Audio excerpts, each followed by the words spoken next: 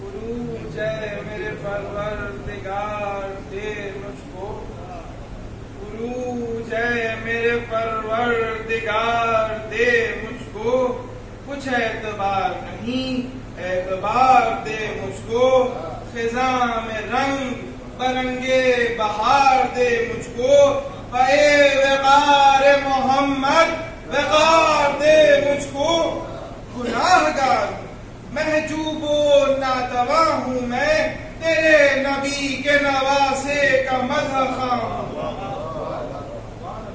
ہمیشہ رحم و کرم ذوالجلال فرمایا، کیے قصور نہ تو نے خیال فرمایا، قبول خاطر اہل کمال فرمایا، ریاض دہر میں کیا کیا نحال فرمایا، دیا وہ نام کے پرواہ نہیں امیری کی، کہاں کہاں تیری رحمت نے دستگیری کی، سنبھال دونوں جہاں کے سنبھالنے والے، ان کو ہے مصیبت کے ٹالنے والے، میری نجات کی صورت نکالنے والے، پناہ دے مجھے اے میرے پالنے والے، رحیم کون ہے تجھ سا بھلا جہاں جاؤں، بتا مجھے تیرے در کے سوا کہاں جاؤں، قصور اور کسی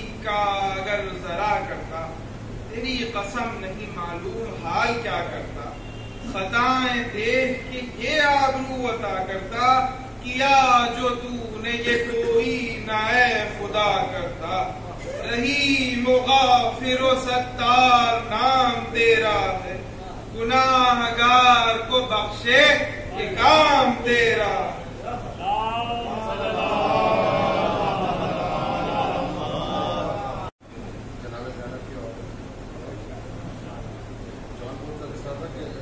روشن ہے کربلا زینب،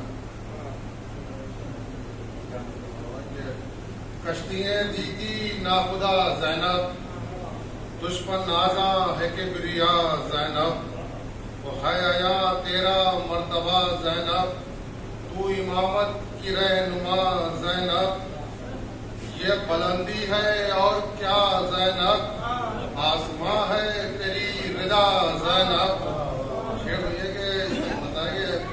ہے بانیے عزا زینب، تجھ سے زندہ ہے کربلا زینب، ساری دنیا میں ہے عزاداری، یہ بھی ہے تیرا معجزہ زینب، یہ بھی ہے تیرا معجزہ زینب، اور گھر بھی روشن بنائے رکھتا ہے، روز و شب تیرا تذکرہ زینب، اور شام میں تھے علی بھی ساتھ تیرے، کہہ رہی تھی تیری صدا زینب، اور تیرے خطبے کا ہے وہی لہجہ جس میں بولا ہے کبریا زینب، تیرے خطبے کا ہے وہی لہجہ جس میں بولا ہے کبریا زینب، شاید کہ اپنے خطبوں سے ڈھا دے قصر شام، اپنے خطبوں سے ڈھا دے قصر شام، اور زور خیبر شکن دکھا زینب، زور خیبر شکن دکھا زینب، تو عکس زہرا دکھائی دے جس میں تو ہے ایک ایسا آئینہ زینب، اور مانتا ہے اسے امام وقت جو بھی ہے تیرا فیصلہ زینب، یہ شعر دیکھیں بتا رہے کہ مثل معصوم پائے دو ہی نام، مثل معصوم پائے دو ہی نام، ایک عباس دوسرا زینب،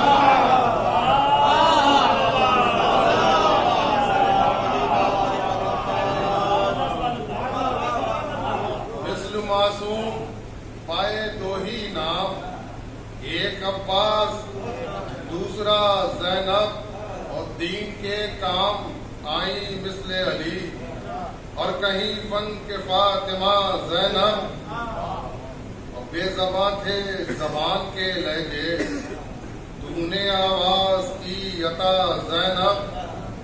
شعر دیکھیے، خیال ہے کہ تیرے گھر میں ہے سب کے سب عباس، تیرے گھر میں ہے سب کے سب عباس، تیرے کنبے کی ہے وفا زینب، تیرے کنبے کی ہے وفا زینب. اور اس کو روکے گی کس طرح زنجیر، تو ہے عابد کا حوصلہ زینب. شعر دیکھیے بطور خاص کہ خود ہی فانوس بن گئی ہے ہوا، خود ہی فانوس بن گئی ہے ہوا، جب چراغوں پر لکھ دیا زینب.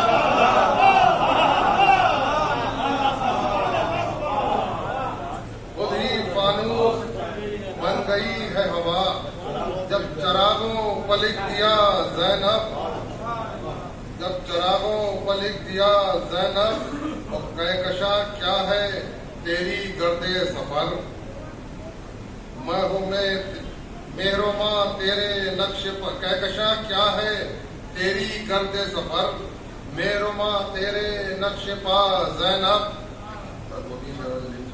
کہ ہم حسینی رہیں قیامت تک، ہم حسینی رہیں قیامت تک، دے ہمیں بس یہی دعا زینب، دے ہمیں بس یہی دعا زینب. اور جب دعا کا وسیلہ پوچھا گیا، ہم نے چپکے سے کہہ دیا زینب. جب دعا کا وسیلہ پوچھا گیا، ہم نے چپکے سے کہہ دیا زینب. اور تو بچا لائی آفتاب حسین، تو بچا لائی آفتاب حسین، تجھ سے روشن ہے کربلا زینب، تجھ سے روشن ہے کربلا زینب. اور بس وہی تو پڑھا ہے نغمی نے، بس وہی تو پڑھا ہے نغمی نے، جو بھی تو نے لکھا دیا زینب. بس وہی تو پڑھا ہے نغمی نے، جو بھی تو نے لکھا دیا زینب. مثل معصوم پائے دو ہی نام، ایک عباس دوسرا زینب.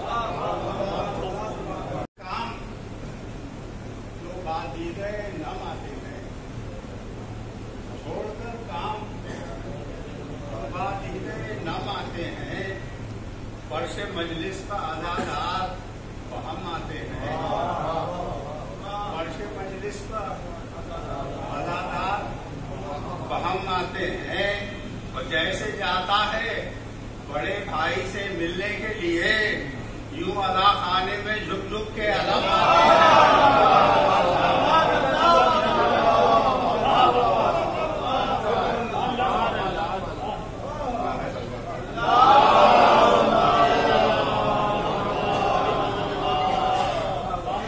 جیسے جاتا ہے بڑے بھائی سے ملنے کے لیے، یوں ادا خانے میں جھک جھک کے علم آتے ہیں.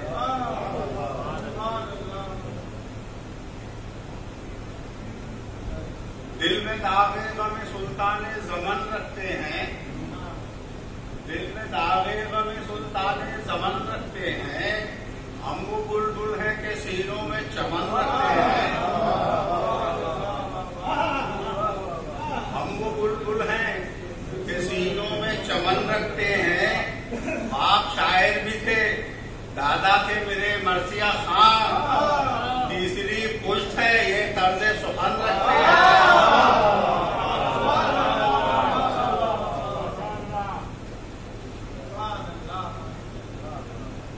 فرشتے خود سے در پر علی کے آتے ہیں، فرشتے خود سے در پر علی کے آتے ہیں، وہ مانگ کر کبھی کچھ ساتھ لے کے جاتے ہیں، وہ مانگ کر کبھی کچھ ساتھ لے کے جاتے ہیں. بھائی یقین ہے روٹیاں محفوظ ہوں گی جنت میں،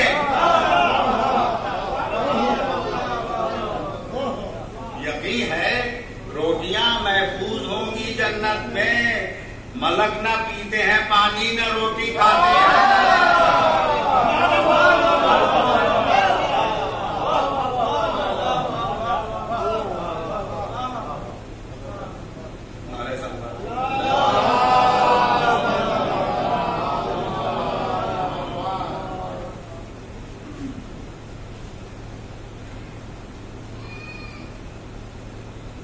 قرآن کے شعر مولانا آپ کو ایک سلام یاد آ جائے گا اس کو سن کر کے کہ فرات اصل تجھے آزمانے والا کون، فرات اصل تجھے آزمانے والا کون، تیرے کنارے سے پیاسا ہی جانے والا کون، تیرے کنارے سے پیاسا ہی جانے والا کون، یہ کس نے پانی کو کیسی شکست دے دی ہے، یہ کس نے پانی کو کیسی شکست دے دی ہے، یہ اپنی مرضی سے خیمے اٹھانے والا کون، یہ اپنی مرضی سے خیمے اٹھانے والا کون، یہ اپنی مرضی سے خیمے اٹھانے والا کون، یہ شاخ نیزہ پر پھیلی ہے کیسی تابانی، یہ شاخ نیزہ پر پھیلی ہے کیسی تابانی، سواد شام میں سورج اگانے والا کون، سواد شام میں سورج اگانے والا کون، اور حدود وقت سے آگے نکل گیا ہے کوئی، حدود وقت سے آگے نکل گیا ہے کوئی، خود اپنے خون میں طوفان اٹھانے والا کون، خود اپنے خون میں طوفان اٹھانے والا کون، اور اجاڑ دشت میں چادر کہاں میسر ہے، اجاڑ دشت میں چادر کہاں میسر ہے، یہ ریگے گرم سے سر کو چھپانے والا کون، یہ ریگے گرم سے سر کو چھپانے والا کون، لہو میں ڈوب کے ابھرا تو جاویدہ ٹھہرا،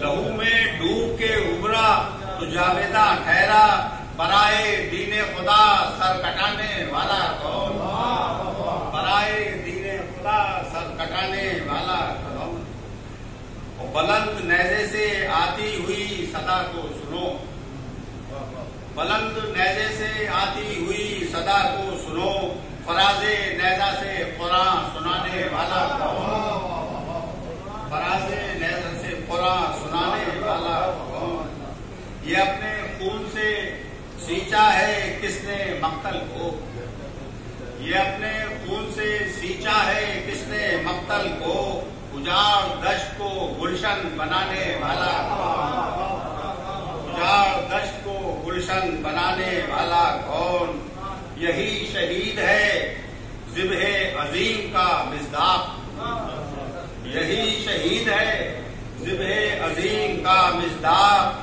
وقار دین محمد بڑھانے والا وقار دین محمد بڑھانے والا کون، اگر تمہیں نہیں معلوم تو وفا سے سنو، اگر تمہیں نہیں معلوم تو وفا سے سنو، کہ ظلم و جور کی ہستی مٹانے والا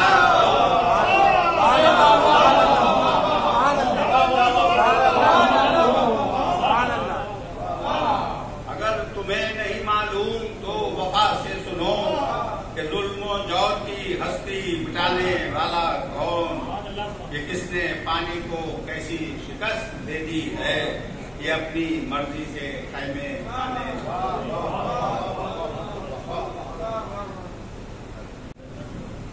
آپ حضرات سے گزارش ہے جو باہر بیٹھے ہوئے وہ اندر ابھی سامنے جگہ ہے، سامنے آ جائیں زیادہ اچھا رہے گا، جو ادھر بیٹھے ہوئے ہیں سب لوگ، اور تھوڑا تھوڑا آپ لوگ آگے آ جائیے تاکہ بات والوں کو سمجھ لو، سب درمیان میں خالی ہے۔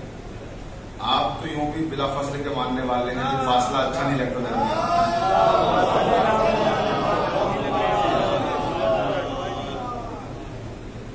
رحم اللہ من قرأ الفاتحہ۔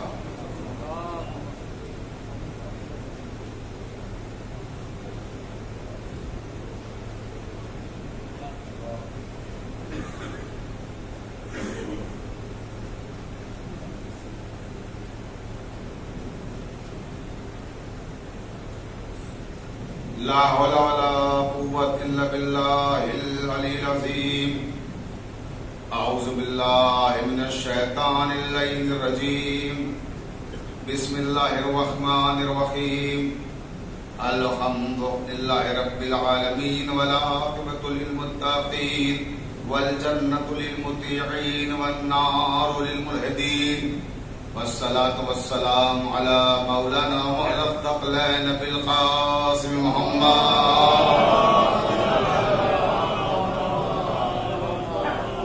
وعليه الطيبين الطاهرين المعصومين المظلومين ولعنة الله على أعدائهم أجمعين من يومنا هذا إلى قيام يوم الدين.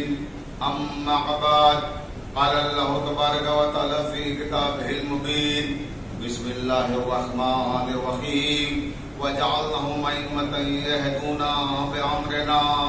صلوات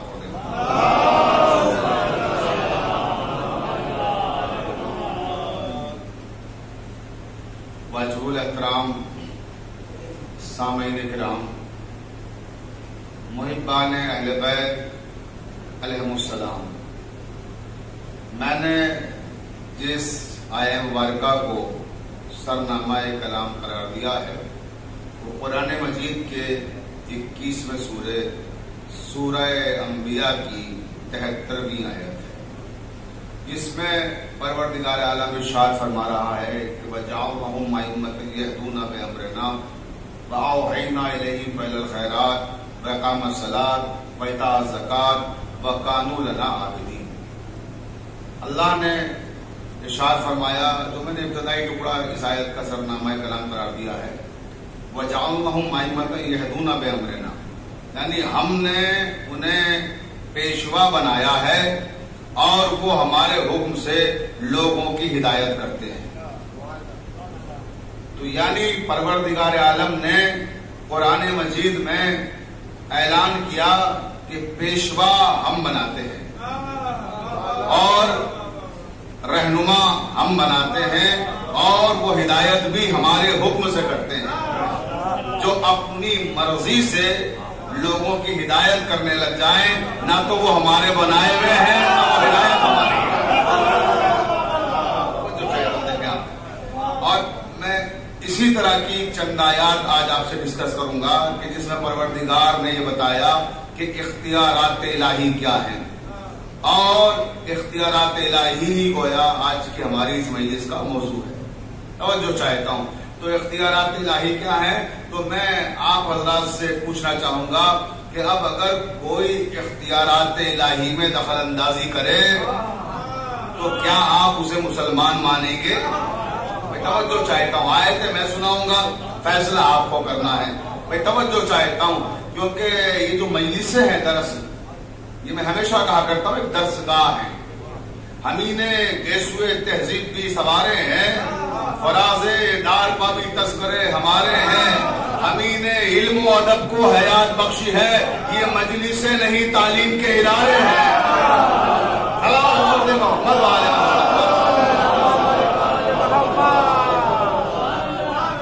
تو ہمارا مقصد کبھی کسی پر طنز کرنا نہیں ہوتا، ہم کبھی بھی کسی مسلک کو نشانہ نہیں بناتے، ہمارا مقصد اصلاح کا ہے۔ توجہ چاہتا ہوں، ہم صرف آپ کے سامنے آیات قرآنی پیش کریں گے، نتیجہ آپ کو نکالنا ہے۔ تاریخ بھی پیش نہیں کروں گا کہ آپ کہہ سکیں کہ پتہ نہیں صحیح ہے یا غلط ہے، حدیث بھی پیش نہیں کروں گا کہ آپ کہہ سکیں کہ معتبر ہے کہ غیر معتبر ہے۔ میں صرف قرآن کی آیتوں سے بات کروں گا، کیونکہ اس میں کہیں بھی یہ شک و شبہ کی گنجائش نہیں ہے کہ آپ یہ نہیں کہہ سکتے یہ ہماری کتاب میں ہے آپ کی کتاب میں نہیں ہے، یا آپ کی کتاب میں ہے ہماری کتاب میں نہیں ہے۔ بھئی میں نہ آپ کی کتاب کی بات کر رہا ہوں نہ اپنی کتاب کی بات کر رہا ہوں، میں تو اس کی کتاب کی بات کر رہا ہوں۔ صلوات پڑھ دے محمد والے۔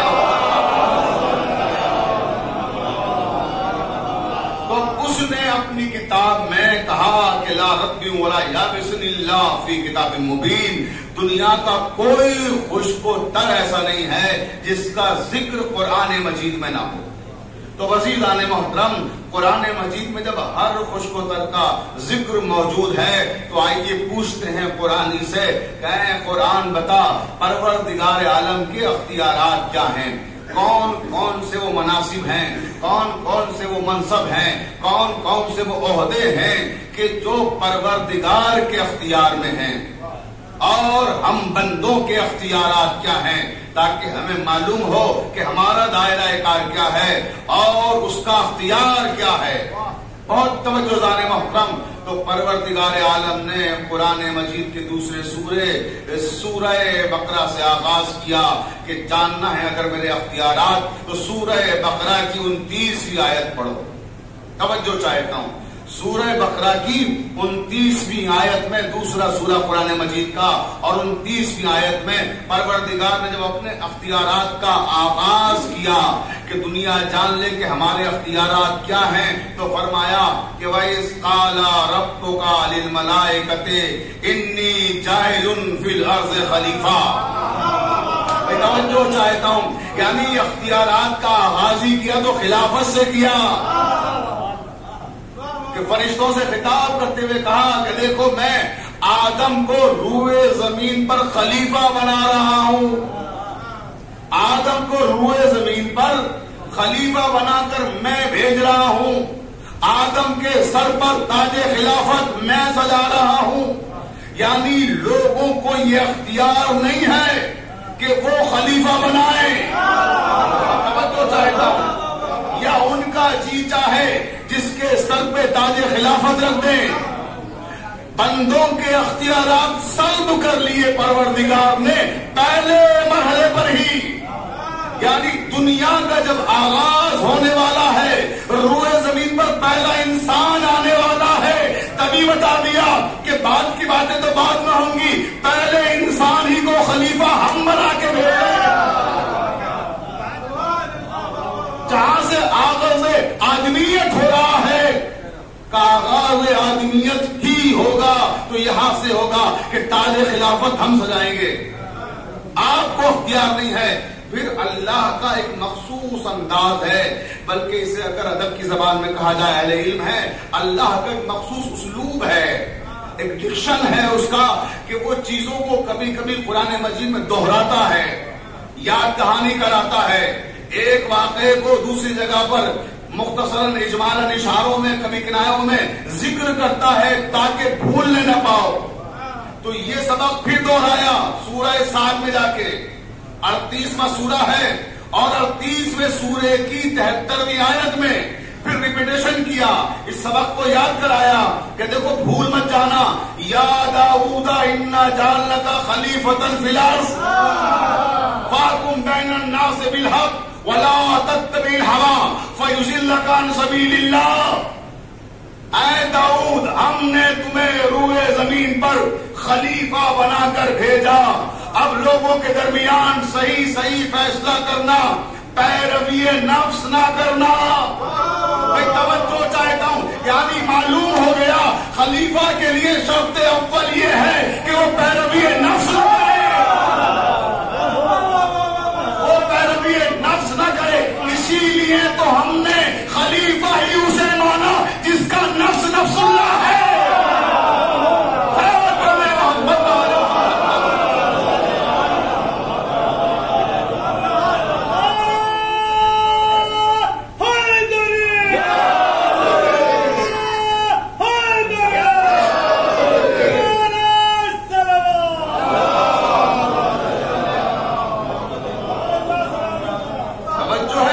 پروردگار نے اختیارات کا جب اپنے اظہار کیا تو سب سے پہلے یہ بتایا کہ خلیفہ ہم بناتے ہیں، جبکہ ابھی بہت سارے عہدے ہیں، بہت سارے منصب ہیں جو اللہ نے اپنے اختیار میں رکھے ہیں۔ ابھی میں سب آیتیں آپ کو سناؤں گا کہ کون کون سے اختیارات پروردگار کے ہیں، مگر آغاز خلافت سے کیا، اس کا مطلب کہیں نہ کہیں خدشہ تھا کہ توجہ چاہتا ہوں کہ سب سے زیادہ خیانت اسی میں ہونا ہے، اس لیے آغاز ہی اسی سے کیا۔ پھر اسی سورہ بقرہ میں، جس کا بھی میں نے ذکر کیا، اسی سورہ بقرہ میں آگے چل کر پروردگار عالم نے 129ویں آیت میں ارشاد فرمایا، کیا ارشاد فرمایا کہ وَإِذِ ابْتَلَىٰ إِبْرَاهِيمَ رَبُّهُ بِكَلِمَاتٍ فَأَتَمَّهُنَّ قَالَ إِنِّي جَاعِلُكَ لِلنَّاسِ إِمَامًا قَالَ وَمِن ذُرِّيَّتِي قَالَ لَا يَنَالُ عَهْدِي الظَّالِمِينَ۔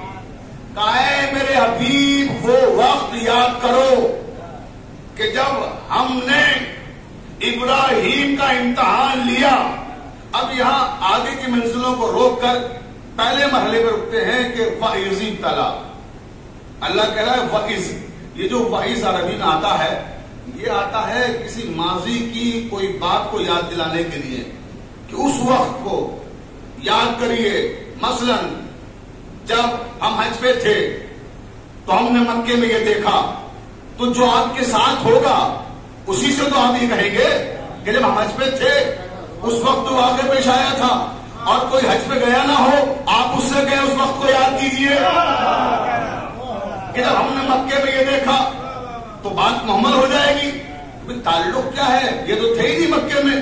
یا مثلا میں کسی شخص سے کہوں کہ میں نے 10 سال پہلے فتح پور میں جب یہ پڑھا تھا, بھائی جب 10 سال پہلے وہ مجلس کا ہوگا تبھی تو بتائے گا کہ ہاں آپ نے یہ پڑھا تھا. یعنی وجود ضروری ہے جس کو گواہ بنایا جائے کہ آپ یاد کیجئے. تو اللہ مصطفیٰ سے کہہ رہا ہے کیا وَإِذِ ابْتَلَىٰ, اے مصطفیٰ اس وقت کو یاد کرو جب ہم نے ابراہیم کا امتحان لیا. اس کا مطلب جب ابراہیم امتحان دے رہے تھے مصطفیٰ دیکھ رہے تھے.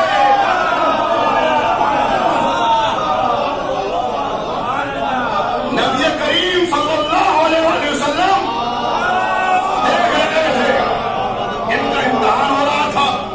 یاد کرو نا میرے حبیب اس وقت کو جب ہم نے ابراہیم کا امتحان لیا. تو ابراہیم بعد میں ہے, نبی پہلے ہیں. توجہ چاہتا ہوں, دنیا میں بھلے وہ بعد میں آئے لیکن وجود پہلے ہے. نور اول ہے, پیکر اول ہے, تجسیم اول ہے, تخلیق اول ہے. تو کہا وہ وقت یاد کرو جب ہم نے ابراہیم کو آزمایا. پھر کہا فاطمہ ہونا, اور وہ بھی یاد کرو کہ جب ابراہیم کامیاب ہو گئے. پھر کہا وہ بھی یاد کرو جب ہم نے ابراہیم سے وعدہ کیا اور کہا کہ قال انی جاعلک للناس اماما.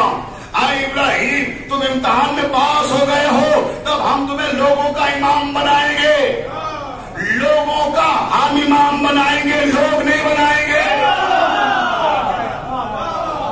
بھائی توجہ ہے نا, یعنی امام بھی اللہ نے اپنے اختیار میں رکھا کہ عہدہ امامت بھی ہمارے پاس محفوظ ہے. ہم جسے چاہیں گے اسے امام بنائیں گے, ہم جسے چاہیں گے اسے خلیفہ بنائیں گے. یہ 2 عہدوں کا اعلان ایک سورے میں کر دیا, سورہ بقرہ میں, کہ امام بھی ہم بنائیں گے, خلیفہ بھی ہم بنائیں گے. توجہ چاہتا ہوں ظالم محترم. اس کے بعد سورہ انبیاء میں ارشاد فرمایا جو سرنامہ سخن آیت کہ وَجَعَلْنَهُمْ أَئِمَّةً يَهْدُونَ بِأَمْرِنَا, ہم انہیں ہادی بنائیں گے اور وہ ہمارے حکم سے لوگوں کی ہدایت کریں گے. تو معلوم ہوا کہ ہادی بھی اللہ بناتا ہے, پیشوا بھی اللہ بناتا ہے, خلیفہ بھی اللہ بناتا ہے, امام بھی اللہ بناتا ہے. اے میرے پروردگار بس یا اور بھی تیرے عہدے ہیں ابھی جو تیرے پاس محفوظ ہیں, جن کا اختیار بندوں کو نہیں ہے, جن کا اختیار تیرے پاس ہے. کہاں ابھی تو اور بھی ہیں, ابھی سلسلہ رکا کہاں ہے. اب پڑھو سورہ فرقان. توجہ چاہتا ہوں کہ سورہ فرقان پڑھو. وَلَقَدْ آتَيْنَا مُوسَى الْكِتَابَ وَجَعَلْنَا مَعَهُ أَخَاهُ هَارُونَ وَزِيرًا. ہم نے موسیٰ سے کہا ہے موسیٰ ہم نے تمہیں کتاب عطا کی اور تمہارے بھائی ہارون کو تمہارا جانشین بنایا. توجہ چاہتا ہوں, ہم نے موسیٰ تمہارے بھائی ہارون کو تمہارا جانشین بنایا. یعنی معلوم ہوا کہ جانشین پیغمبر بھی اللہ بنائے گا.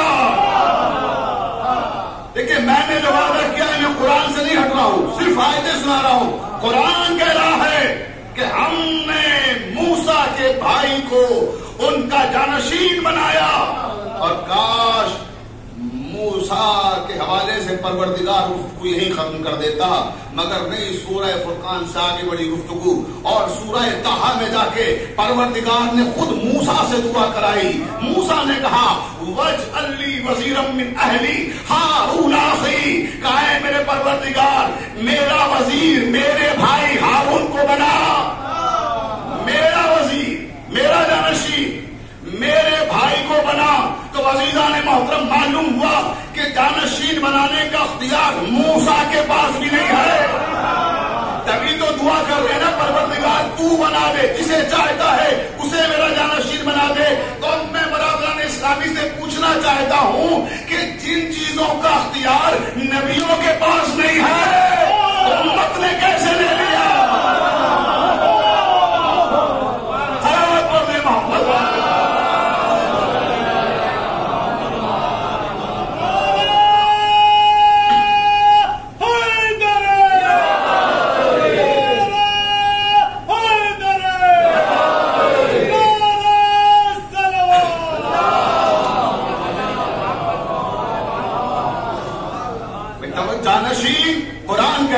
ہم بنائیں گے، وزیر ہم بنائیں گے، ہادی ہم بنائیں گے، رہنما ہم بنائیں گے، امام ہم بنائیں گے، خلیفہ ہم بنائیں گے۔ یہ سارے عہدے پروردگار نے کہا میں نے اپنے پاس رکھے ہیں۔ اور پھر یہی بات تمام نہیں ہو گئی بلکہ سورہ احزاب میں جا کر ایک اور اعلان کر دیا پروردگار نے اور فرمایا وَلَن تَجِدَ لِسُنَّتِ اللَّهِ تَبْدِيلًا، خبردار اللہ کے اصول کبھی بدلتے نہیں ہیں۔ میں توجہ چاہتا ہوں، اللہ کہہ رہا ہے کہ میرے اصول بدلتے نہیں ہیں، میرے دستور بدلتے نہیں ہیں، میرے قوانین بدلتے نہیں ہیں۔ تو اب میں امت مسلمہ سے پوچھتا ہوں انتہائی ادب و احترام کے ساتھ، دستور بدلتا نہیں ہے، قانون بدلتا نہیں ہے، اصول بدلتا نہیں ہے، تو اللہ کہہ رہا ہے کہ میں خلیفہ بناؤں گا، تو پھر آپ نے کیسے بنا لیا؟ توجہ چاہتا ہوں، یہ تو آپ پروردگار کے اختیارات میں دخل اندازی کر رہے ہیں خود انتخاب کر کے، اس لیے کہ وہ کہہ رہا ہے میں کروں گا، وہ کہہ رہا ہے کہ میرا اصول نہیں بدلے گا۔ اور میں نے ابتدائی منزل میں کہا کہ ہمارا مقصد کسی پہ طنز کرنا نہیں ہوتا، ہمیں کسی کو نشانہ نہیں بنانا ہوتا، ہم تو فراخ دل لوگ ہیں۔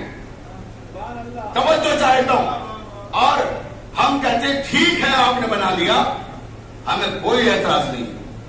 توجہ چاہتا ہوں، میں پوری ذمہ داری کے ساتھ کہہ رہا ہوں اگر آپ نے بنا لیا تو ہمیں کوئی اعتراض نہیں ہے، ٹھیک ہے بنا لیا، مگر ہم ایک مسلمان ہونے کے ناطے آپ سے اتنی درخواست تو کر سکتے ہیں کہ اگر آپ نے بنا لیا تو کوئی مسئلہ نہیں ہے، آپ مانیے، ہم کبھی اعتراض نہیں کریں گے، اور نہ ہم منع کریں گے بھی نہ مانیے، بالکل مانیے، آپ نے بنایا ہے ضرور ماننا چاہیے، لیکن ایک بار اپنے بنائے ہوئے کو قرآن کے میزان میں قرآن کے پیمانے پر آ کر قرآن کی کسوٹی پا کے پرکھ کے دیکھو کہ جو بنایا ہے وہ قرآنی اصول کے مطابق ہے یا نہیں ہے۔ بھائی توجہ چاہتا ہوں ذات محترم، تو پھر پروردگار نے اس کی بھی وضاحت کر دی قرآن میں، وہ میزان بھی دے دیا، وہ پیمانہ بھی دے دیا، وہ اصول بھی دے دیا کہ جس پہ خلافت کو تولے گیا کہ جو جانشین پیغمبر بنایا جا رہا ہے اس کے لیے کون سی شرطیں ہونا ضروری ہے۔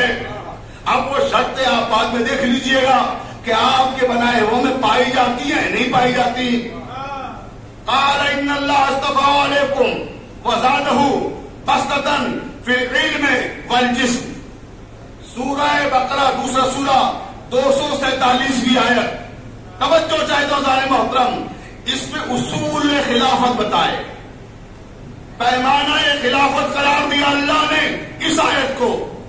جناب شموئیل اللہ کے نبی ہیں، ان کے پاس ان کی امت کے چند افراد آئے اور کہنے لگے آ کر کے کہ اللہ کے پیغمبر ہم اس لیے آپ کی خدمت میں حاضر ہوئے ہیں کہ ہم یہ چاہتے ہیں کہ آپ اپنی زندگی میں اپنا جانشین بنا دیجیے، اس کا اعلان کر دیجیے کہ کون آپ کا جانشین ہوگا، ہمارا حاکم ہوگا۔ توجہ چاہتا ہوں، یہ شموئیل کی امت کو ہزاروں سال پہلے معلوم تھا۔ بھائی توجہ چاہتا ہوں، شموئیل کی امت کو ہزاروں سال پہلے معلوم تھا کہ نبی کا جانشین نبی کی زندگی میں بنتا ہے، مرنے کے بعد نہیں۔ مگر مسلمانوں کو نہیں معلوم بیچاروں کہ کب بنتا ہے۔ توجہ چاہتا ہوں، دیکھیں نا، ہزاروں سال پرانی امت ہے، اسے معلوم ہے، آ گئی۔ یہ سب پورا واقعہ میں تاریخ نہیں سنا رہا ہوں، سورہ بقرہ ہے۔ توجہ چاہتا ہوں، سورہ بقرہ میں جا کے پڑھ لیجئے کہ شموئیل کے پاس امت آئی اور میں آیتیں وہاں سناؤں گا جہاں اشد ضرورت محسوس کروں گا ربی بارک، ورنہ یہ جو سنا رہا ہوں یہ آیتیں ہی ہیں، ترجمہ ہیں. پوری توجہ زانے محترم. کہا کہ تم سے کس نے یہ کہہ دیا کہ جانشین پیغمبر بناتا ہے؟ کہا پھر؟ کہا ہمارے پاس یہ اختیار نہیں ہے کہ ہم اپنا جانشین خود بنا لیں. بھائی توجہ چاہتا ہوں، پیغمبروں کو اختیار نہیں ہے، امت کے پاس آ گیا.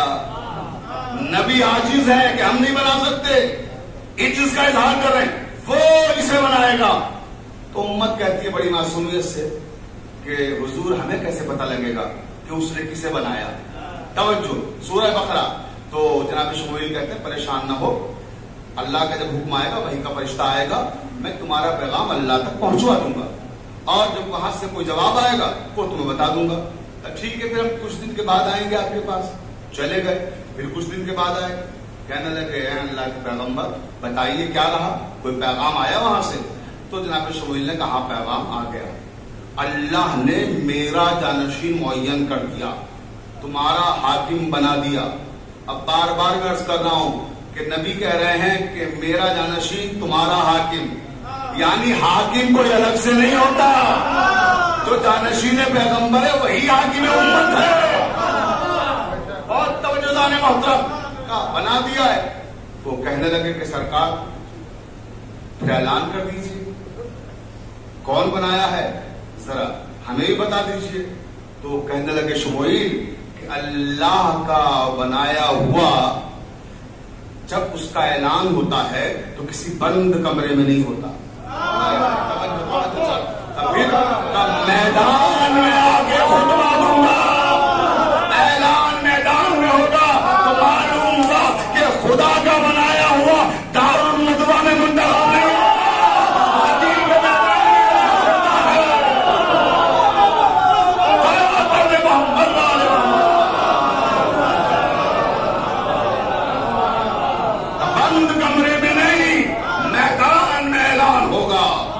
چاہے یہاں کا میدان ہو چاہے غدیر کا میدان. پوری توجہ دانے محترم میدان میں آ گئے، اور جب میدان میں آئے تو اعلان کیا کہ اللہ نے تمہارا حاکم میرا جانشین طالوت کو بنایا ہے.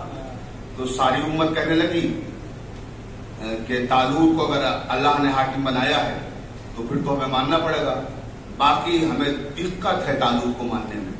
کچھ لوگوں نے کہا ہمیں دقت ہے، ہم ذرا سا مان نہیں پا رہے دل سے طالوت کو. تو اللہ کے پیغمبر نے پوچھا بھائی کیا دقت ہے، کیا پرابلم ہے، ذرا سا وہ بھی ڈسکس کر لیں، بتا دیں کیا مسئلہ ہے.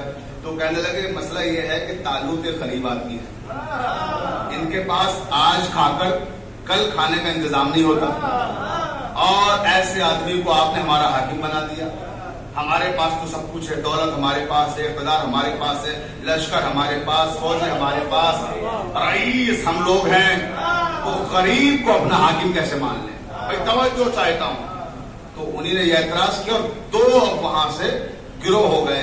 ایک وہ کہ ہم تو اللہ کا بنایا ہوا ہے اسی کو مانیں گے، ایک وہ کہ بھائی یہ غریب ہے ہم نہیں مانیں گے اس کو، ہمارے پاس بہت کچھ ہے اس کے پاس کچھ ہے نہیں. توجہ چاہتا ہوں. تو دانشور طبقہ سامنے آیا، کچھ دانشور آئے زیدی صاحب اور کہنے لگے شموئیل صاحب کے اللہ کے پیغمبر سے کہ ہم اگر آپ سے ایک سوال کرنا چاہتے ہیں، اجازت دیں آپ، تو آپ ہمیں مطمئن کر دیجئے. تو وہ طبقہ جو اعلان کے بعد بھی انکار کر رہا ہے ہم اسے راضی کر لیں گے، وہ بھی طالوت کو مانے گا. توجہ چاہتا ہوں. اچھا وہ کیا؟ کہ ہمارا ایک سوال ہے، آپ اس کا جواب دے دیجئے، ہمیں مطمئن کر دیجئے، تو ہم وعدہ کرتے ہیں کہ پھر ساری امت ایک مسئلے پر آپ کے اتفاق رائے سے جناب طالوت کو اپنا حاکم مان لے گی، آپ کا جانشین. تو دانشور طبقے نے کہا کہ سرکار ہمیں صرف آپ سے اتنا جاننا ہے کہ طالوت کے اندر کون سے سرخاب کے پل لگے ہوئے ہیں، میں توجہ چاہتا ہوں، جو ہمارے اندر نہیں ہے، وہ خوبی کون سی ہے جو ان میں ہے ہمارے اندر نہیں ہے، جس کی وجہ سے انہیں جانشین بنایا گیا اور ہمیں نہیں بنایا گیا. بس یہ بتا دیجیے آپ، اور آپ نے ہمیں مطمئن کر دیا، ہم سب کو مطمئن کر دیں گے، سب مانیں گے. پوری توجہ ذہن محترم دیکھیے، اب یہ ہے جانشینی کا معیار معین ہو رہا ہے، قرآن پیمانہ دے رہا ہے. جب شموئیل سے امت نے آ کے سوال کیا تو اللہ تعالیٰ قرآن میں فرماتا ہے کہ تب شموئیل نے جواب دیا کہ قال ان اللہ اصطفیٰ علیکم وزادہ بسطتن فی العلم والجسم، کہ دیکھو اللہ نے اس لیے طالوت کو تمہارا حاکم بنایا ہے. تم جو بار بار پوچھ رہے ہو کہ تم میں نہیں ہے جو شے، وہ کیا ہے جو ان میں پائی جاتی ہے، تو سنو اللہ تعالیٰ فرماتا ہے کہ شموئیل ان سے کہہ دو کہ ہم نے اس لیے طالوت کو حاکم بنایا ہے، جانشین پیغمبر بنایا ہے، کیونکہ طالوت ساری امت میں سب سے بڑے عالم ہیں، سب سے بڑے بہادر ہیں. توجہ چاہتا ہوں، سب سے بڑے عالم ہیں، سب سے بڑے بہادر ہیں. یعنی میزان خلافت جو ہے دولت نہیں ہے، علم ہے، علم ہے، شجاعت ہے. ان کے پاس علم بھی ہے، شجاعت بھی ہے. تم میں کوئی بھی اتنا بڑا نہ تو عالم ہے نہ شجاع ہے.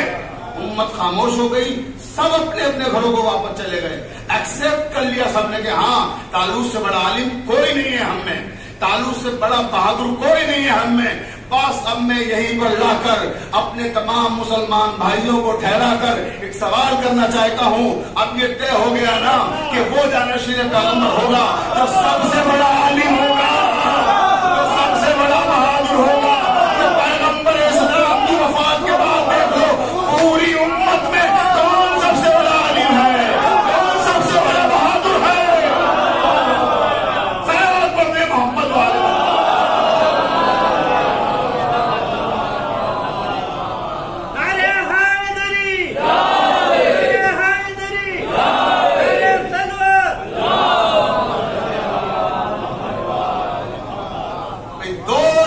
قرآن نے دی، شجاعت اور علم. اب دیکھ لیجئے کون وفات پیغمبر کے بعد سب سے بڑا عالم ہے اور سب سے بڑا بہادر ہے. اب میرا تو یہ طریقہ ہی نہیں ہے، میں ہمیشہ کہتا ہوں کہ کسی پہ طنز کروں. میں آپ کو کیوں بتاؤں کہ بخاری میں لکھا ہوا ہے کہ جب میدان جنگ میں جاتے تھے لوگ تو بجائے میدان کے پہاڑوں کی بلند چل جاتے تھے. میں کیوں بتاؤں کہ بخاری میں لکھا ہوا ہے کہ جب مسئلے نہیں آتے تو بیٹیوں سے جا کے پوچھتے تھے. شجاعت کا عالم کیا، علم کا عالم کیا، میں کیوں بتاؤں، آپ خود جا کے کتابوں میں دیکھ لیجیے. ہاں میں یہ ضرور بتاؤں گا کہ علی کے علم کا عالم کیا تھا، علی کی شجاعت کا عالم کیا تھا. شجاعت کا عالم یہ تھا کہ 82 جنگوں کا اکیلا فاتح علی ابن ابی طالب، اور جب میدان جنگ میں جاتے جنگ کرنے کے لیے تو ہمیشہ آیتیں طواف کرتی ہیں کانہم بنیان مرصوص. اور علم کا عالم یہ ہے کہ جب منبر پہ آتے تو کہتے سلونی سلونی سلونی، جس کا جو جی چاہے پوچھ لے، قبل اس کے میں تم میں نہ رہوں. سلام پر دے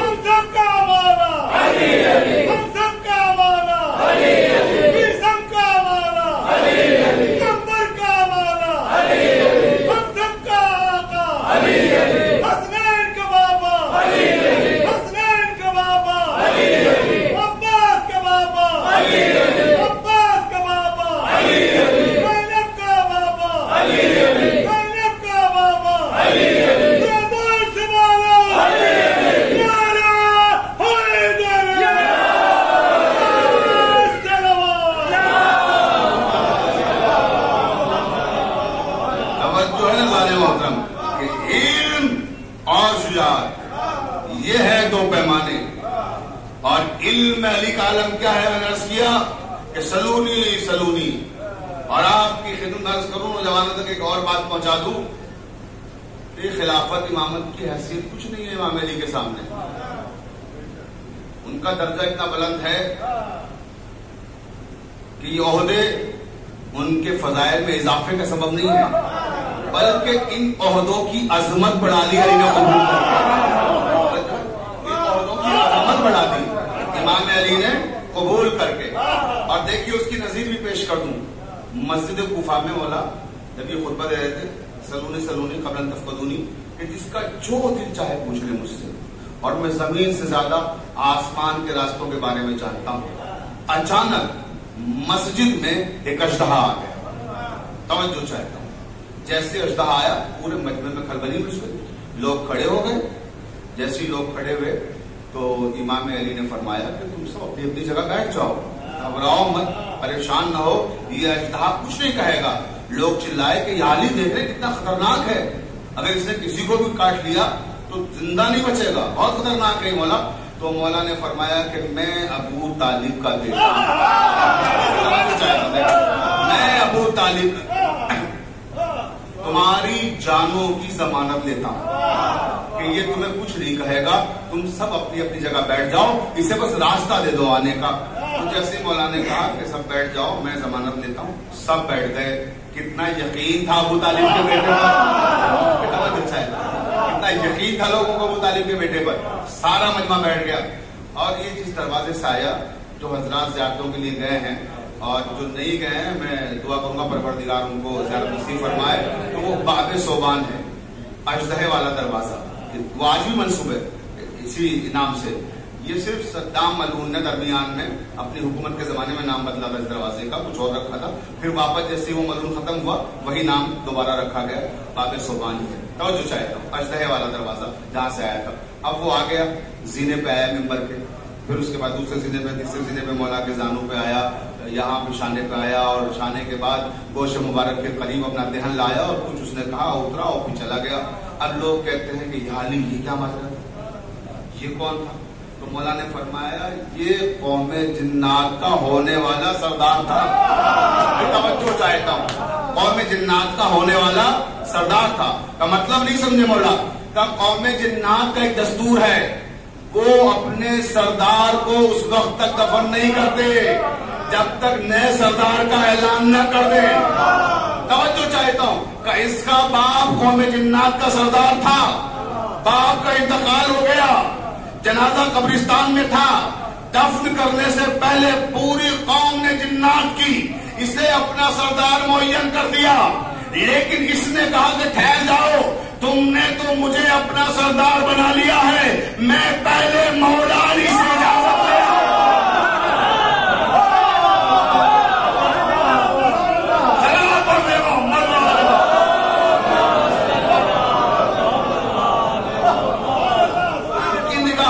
خلافت کیا امامت آپ کی کہ یہ دوسروں کو سرداریاں عطا کرتے ہیں، پوری توجہ زان محترم۔ تو پھر پروردگار نے کہا کہ یوما ندعو کل اناس بامامہم، جب یہ کہا کہ یہ اختیارات ہمارے پاس ہے، سارے عہدے بتائے، اسی میں بتایا کہ یہ سارے عہدے اپنی جگہ ہیں، مگر ان عہدوں میں امامت کتنا اہم ہوتا ہے اس کا اعلان کیا۔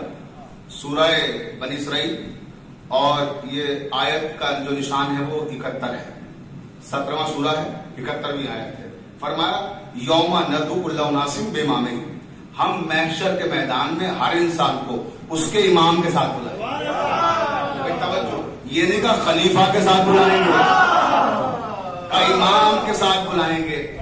کیوں کہا امام کے ساتھ بلائیں گے؟ دیکھیے حضرت ابراہیم کی ظاہر سی بات ہے، نبی کتنے ذہین انسان تھے، جب انہیں نبوت دی گئی تو انہیں نے نبوت نہیں مانگی، یہ نہیں کہا کہ اللہ میری نسل میں نبوت جاری رکھنا۔ جب رسالت دی گئی تو یہ نہیں کہا کہ میری نسل میں رسالت کو جاری رکھنا۔ جیسے اللہ نے امامت عطا کی، قال انی جاعلک للناس اماما، ویسے ہی دامن مراد پھیلا کر کہا کہ قال ومن ذریتی، اے میرے پروردگار میری ذریت میں اسے جاری رکھنا۔ تو میں کہوں گا ابراہیم رسالت کیوں نہیں مانگی، نبوت کیوں نہیں مانگی؟ کہ تمہیں نہیں معلوم، رسالت اور نبوت اس لیے نہیں مانگی کیونکہ رسالت بھی نبوت بھی محمد مصطفیٰ صلی اللہ علیہ وسلم پہ ختم ہو جائے گی، محمد مصطفیٰ پہ ختم ہو جائے گی، نبوت بھی رسالت بھی۔ اور امامت وہ منصب ہے جو قیامت تک جائے گا، اس لیے وہ منصب مانگا جو قیامت سے جا کے مل جائے گا۔ تو امامت وہ منصب ہے جس کا سلسلہ قیامت تک جائے گا۔ توجہ چاہتا ہوں، اللہ نے کہا قیامت میں جب میرے سامنے آنا تو اپنے امام کے ساتھ آنا۔ پھر قرآن مجید میں اللہ نے اماموں کی قسمیں بتائیں کہ دیکھو امام دو قسم کے ہوتے ہیں، ہر ایک کے ساتھ نہ چلے آنا. میں توجہ چاہتا ہوں کس کے ساتھ آنا ہے یہ بھی بتایا. منسوس من اللہ محفوظ عن الخطا, اس کے ساتھ آنا, بندوں کے بنائے ہوئے کے ساتھ نہ آنا, گنہگاروں کے ساتھ نہ آنا. اس لیے کہ جو گنہگار ہوگا تمہارا امام تو وہ اپنی بخشش کرائے گا کہ آپ بھی کرائے گا. سلامات پڑھنے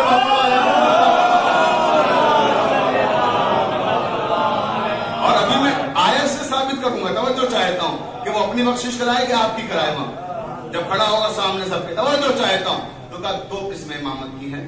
ایک قسم فرمایا کہ وَجَعَلْنَهُمْ أَئِمَّةً يَهْدُونَ بِأَمْرِنَا وَأَوْحَيْنَا إِلَيْهِمْ فِعْلَ الْخَيْرَاتِ وَإِقَامَ الصَّلَاةِ وَإِيتَاءَ الزَّكَاةِ وَكَانُوا لَنَا عَابِدِينَ. ایک قسم تو اس نے بتائی کہ وہ لوگ امام ہیں, آپ کے پیشوا ہیں, کہ جو ہمارے حکم سے ہدایت کرتے ہیں اور ہمارے بنائے ہوئے ہیں. توجہ ہے. اور وہ لوگ وہ ہیں جو نمازیں قائم کرتے ہیں, زکات ادا کرتے ہیں, وَكَانُوا لَنَا عَابِدِينَ, اور ہمارے عبادت گزار بندے ہیں. اور یہ جو عبادت گزار بندے ہمارے ہیں جو ہمارے حکم سے ہدایت کرتے ہیں, ہم نے بنایا ہے یہ لوگوں کو جنت کی طرف لے کر آئے. توجہ ہے. ایک طبقہ وہ ہے جو اللہ کا بنایا ہوا ہے اور لوگوں کو جنت کی طرف لے کے جائے گا, اللہ کے حکم سے وہ ہدایت کرتا ہے. دوسرا طبقہ کون سا ہے؟ دوسرے طبقے کا اعلان پروردگار نے, یہ جو بھی میں نے آیت پڑھی یہ سورہ انبیاء, یہ 21واں سورہ ہے اور 21ویں سورہ کی 73ویں آیت تھی.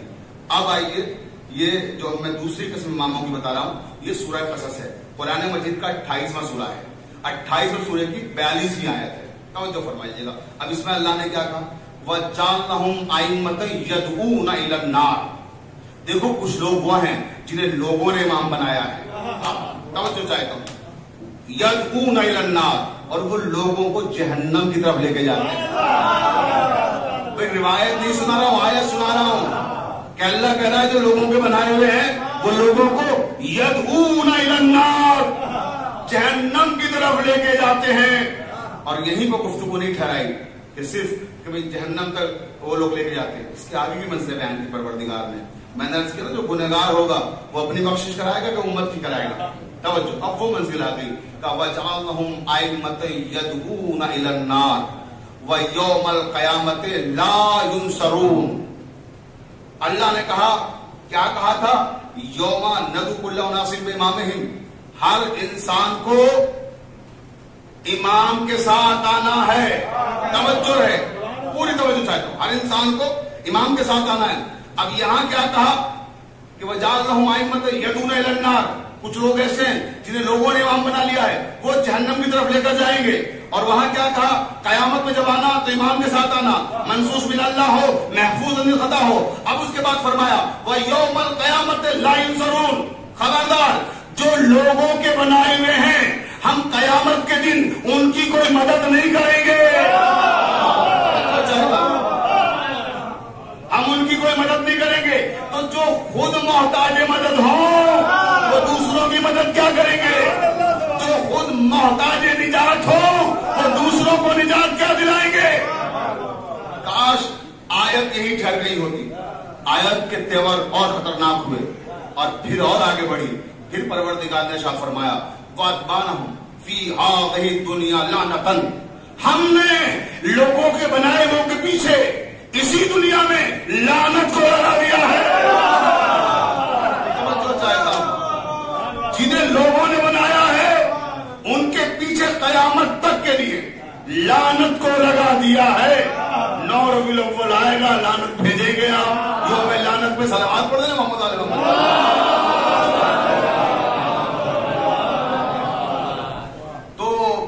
پھر یہی ٹھہر جاتی آئے اور آگے بڑھی اور قیامت ڈھائی. توجہ چاہتا ہوں, کیا غضبناک نتیجہ دیا ہے.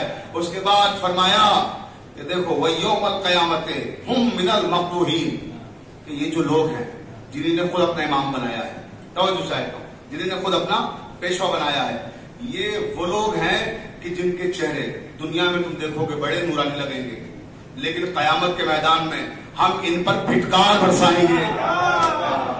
بھائی توجہ چاہتا ہوں, ان پر پھٹکار برسے گی, لہذا ان کے ظاہری نور سے متاثر نہ ہو جانا. اگر ظاہری نور کا مسئلہ آئے گا, جب تک ابلیس کو جنت سے نہیں نکالا گیا وہ بھی بڑا نورانی تھا. صلوات پڑھیں محمد, وہ بھی بڑا نورانی بزرگ تھا جو بعد میں ناری بزرگ بن گیا. توجہ چاہتے ظالم محترم. تو آیت نے کیا کہا کہ ہم ان کے ساتھ کوئی رعایت نہیں کریں گے, ان کی کوئی مدد نہیں کریں گے محشر کے میدان میں, اور یہ لوگ جہنم میں جائیں گے اور اپنے اپنے چاہنے والوں کو بھی جہنم میں لے کے جائیں گے, اور وہاں ان کے چہروں پر پھٹکار برسے گی. توجہ چاہتا ہوں, کاش اللہ تعالیٰ نے بات یہی ختم کر دی ہوتی کہ پھٹکار برسے گی. فویل للمصلین, اور اس کے بعد فرمایا دوسرے مرحلے پر کہ یہ وہ لوگ ہیں جن کی نمازیں ان کے منہ پہ مار دی جائیں گی. بھائی توجہ چاہے گا, جن کی نمازیں, قرآن کی آیت ہے, روایت نہیں سنا رہا ہوں, اللہ کہہ رہا ہے کہ ان کی نمازیں ان کے منہ پہ مار دی جائیں گی. کن کے؟ جنہی نے خود اپنا حاکم بنایا ہے, جنہی نے خود اپنا خلیفہ بنایا ہے, جنہی نے خود اپنا امام بنایا ہے. اللہ کہہ رہا ہے فویل للمصلین, ایسے نمازیوں کے منہ پر ان کی نمازیں مار دی جائیں گی. تو یاد رکھنا, نمازیں کام نہیں آئیں گی. یہ مرزا شفیق نہیں کہہ رہا ہے, قرآن کہہ رہا ہے نمازیں کام نہیں آئیں گی. آپ کا وقت پر اور صحیح امام کا انتخاب کام آئے گا. کہ آپ نے انتخاب کس کا کیا ہے, اللہ کے بنائے وہ کا یا اپنے بنائے وہ کا؟ ابھی نہیں, ابھی تو مجھے بہت آگے عرفانی مسئلوں تک آپ کو لے کے جانا ہے اور قرآن کے حوالے سے گفتگو کرنا ہے. توجہ چاہتا ہوں. اب آپ دیکھیں, دو امام پیش کیے قرآن نے, ایک وہ جو جہنم کی طرف لے کے جا رہا ہے, ایک وہ جو جنت کی طرف لے کے جا رہا ہے. یہ جہنم والے ہیں جو لوگوں کو بنائے ہوئے, اور جو اس کے بنائے ہوئے وہ جنت کی طرف لے کر جائیں گے. پوری توجہ چاہتا ہوں. دو امام. اب سورہ شورا میں پہنچ کر پروردگار نے پھر تمثیل دی. یہ جو دو امام ہیں, ایک اچھا امام ہے, ایک برا امام ہے. اچھا امام کون ہے؟ جو جنت کی طرف لے کے جا رہا ہے. برا امام کون ہے؟ جو جہنم کی طرف لے کے جا رہا ہے. پوری توجہ. اب یہ پورا تفصیلی واقعہ ہے, سورہ شورا میں پڑھ لیجئے گا. میں آیت وہی پڑھوں گا جہاں پر اشد ضرورت محسوس ہوگی. واقعہ سنا رہا ہوں, واقعہ کا مطلب تاریخ نہیں, قرآن سنا رہا ہوں. صلوات پڑھ دیں محمد علیہ محمد. جناب موسیٰ کی قوم جناب موسیٰ کے پاس آئی, اور جناب موسیٰ کے پاس جب آئی تو دیکھا کہ موسیٰ اپنے حجرے میں محو استراحت ہے. سوتے ہوئے موسیٰ کو جگایا اور کہا کہ اے اللہ کے پیغمبر, آپ نے ہم سے وعدہ کیا تھا اور آپ نے کہا تھا کہ فرعون بہت ظالم ہے, ہم پر بہت ظلم کرتا ہے, لہٰذا ہم ایک دن اس کی سرزمین کو چھوڑ دیں گے. تو جناب موسیٰ نے کہا ہاں میں نے وعدہ کیا تھا اور میں اس پر قائم ہوں کہ ہم اس سرزمین کو چھوڑ دیں گے, کیونکہ یہ ہمارے چاہنے والوں کو ظلم بہت کرتا ہے, ظالم حاکم ہے. تو کہنے لگے اے موسیٰ اگر آپ چاہیں تو آپ بھی تیار ہو جائیے, ہم 3 لاکھ لوگ تیار کھڑے ہوئے ہیں. کتنے؟ 3 لاکھ. توجہ چاہتا ہوں. اب یہ تعداد قرآن نے نہیں بتائی ہے, بعد میں مجھ سے پوچھنے لگے کہ قرآن میں کہاں لکھا ہے 3 لاکھ لوگ تھے. یہ صاحبان قصص الانبیاء نے لکھی ہے. قرآن تو اجمال میں ہے نا, ڈیٹیل تو ہمیں علماء نے اور اوصیاء نے بتائی. توجہ چاہتا ہوں. تو ڈیٹیل کیا ہے کہ 3 لاکھ لوگ تھے. قرآن میں کیا ہے کہ موسیٰ کے ساتھی تیار ہو کر موسیٰ کو لے گئے. ٹھیک ہے, اب کتنے لوگ لے کے گئے یہ تاریخ نے بتایا کہ 3 لاکھ لوگ تھے. باہر کھڑے ہوئے تھے میدان میں, اور ادھر موسیٰ کو اٹھا کے لے گئے کہ چلیں آپ بھی. موسیٰ بھی ان کے ساتھ پہنچ گئے اور ان لوگوں نے طے کر لیا کہ اب ہم فرعون کی سرزمین چھوڑ دیں گے. چلے گئے سے. اب یہ بتائیے کہ فتح پور میں اگر 1-2 آدمی کہیں غائب ہو جائیں کسی محلے میں تو ممکن ہے کہ ایک آدھ دن آپ کو نہ پتہ لگے, لیکن جب نظر نہیں آئے گا بندہ تو آپ ڈھونڈیں گے کہاں ہے, نظر نہیں آ رہا. تو دھیرے دھیرے خبر پورے فتح پور میں پھیلے گی, فلاں صاحب غائب ہے, فلاں صاحب غائب ہے, تو تھوڑا وقت لگ جائے گا. توجہ چاہتا ہوں. لیکن اگر فتح پور کے کسی محلے سے ایک ہی وقت میں معلوم 25,000 لوگ جانے لگ جائیں تو کیا خبر نہیں ہوگی؟ فوراً انتظامیہ کو خبر ہو جائے گی کہ 25 لاکھ لوگ معلوم فلاں محلہ چھوڑ کر جا رہے ہیں. تو وہاں کیا تھا کہ وہاں 3 لاکھ لوگ جا رہے تھے. توجہ چاہتا ہوں. فوراً جو خفیہ ایجنسیاں تھیں انہیں نے جا کر بتا دیا فرعون کو کہ صاحب آپ کی سرزمین چھوڑ کر موسیٰ 3 لاکھ لوگوں کے ساتھ جا رہے ہیں. پوری توجہ فرمائیے گا. جیسے ہی فرعون کو پتا لگا, فرعون نے کہا خبردار, موسیٰ اور موسیٰ کے ساتھیوں میں سے ایک آدمی بھی ہمارے ملک سے باہر نہ جانے پائے. فوراً گرفتار کرو, کوئی باہر نہ جانے پائے. تو فرعون نے کہا لشکر تیار کرو, ہم خود چلیں گے. ایجنسیاں لگی, لشکر چلے, فرعون خود آ گیا. اب صاحبان قصص الانبیاء نے لکھا 10 لاکھ کا لشکر لے کے آیا. 3 لاکھ کو گرفتار کرنے کے لیے 10 لاکھ کا لشکر. توجہ چاہتا ہوں. ادھر فرعون چل رہا ہے, ادھر موسیٰ پہنچ چکے ہیں دریائے نیل کے کنارے. اب دو قرآن کہتا ہے سورہ شعراء میں کہ دو امام ہیں اپنے اپنے وقت کے, ایک اچھا ہے ایک برا ہے. میں توجہ چاہتا ہوں, ایک فرعون ہے جو امامت کے فرائض انجام دے رہا ہے, ایک موسیٰ ہے جو امامت کے فرائض انجام دے رہے ہیں. وہ بھی پیشوائی کر رہے ہیں, یہ بھی پیشوائی کر رہا ہے. 10 لاکھ اس کے ساتھ ہیں, 3 لاکھ ان کے ساتھ ہیں. 3 لاکھ لوگ جب دریائے نیل کے قریب پہنچے تو کہنے لگے کچھ لوگ آ کے جناب موسیٰ سے کہ اے اللہ کے نبی, ہمیں ایسا محسوس ہو رہا ہے جیسے کوئی ہمارا پیچھا کر رہا ہے. توجہ چاہتا ہوں, ہم آسمانوں میں غبار اڑتا ہوا دیکھ رہے ہیں. 10 لاکھ لوگ اگر گھوڑوں پہ سوار آ رہے ہوں گے تو ظاہر سی بات ہے دھول تو دور دور تک جائے گی اڑ کر. تو کہا کہ ہم دھول اڑتے ہوئے دیکھ رہے ہیں اور ہمیں ایسا محسوس ہو رہا ہے کہ کوئی ہمارا پیچھا کر رہا ہے. جناب موسیٰ نے فرمایا یقیناً ہمارا پیچھا کیا جا رہا ہے, کوئی اور نہیں کر رہا ہے, فرعون کر رہا ہے. توجہ چاہتا ہوں, فرعون آ رہا ہے.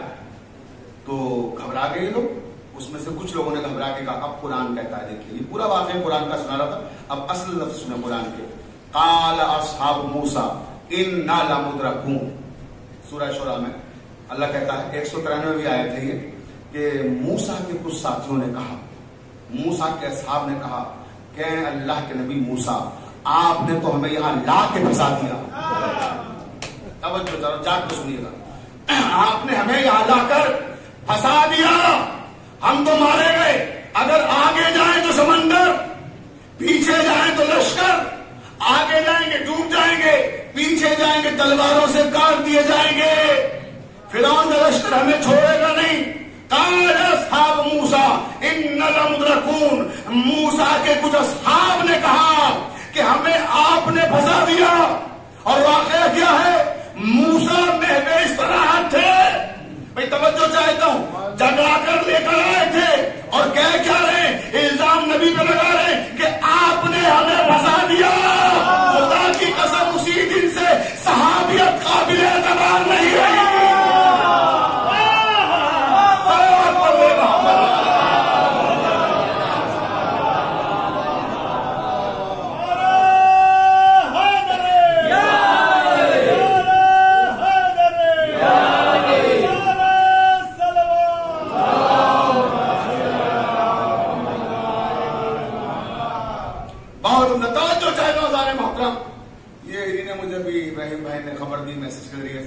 موبائل میں کہ یہاں کوئی حادثہ ہو گیا تھا.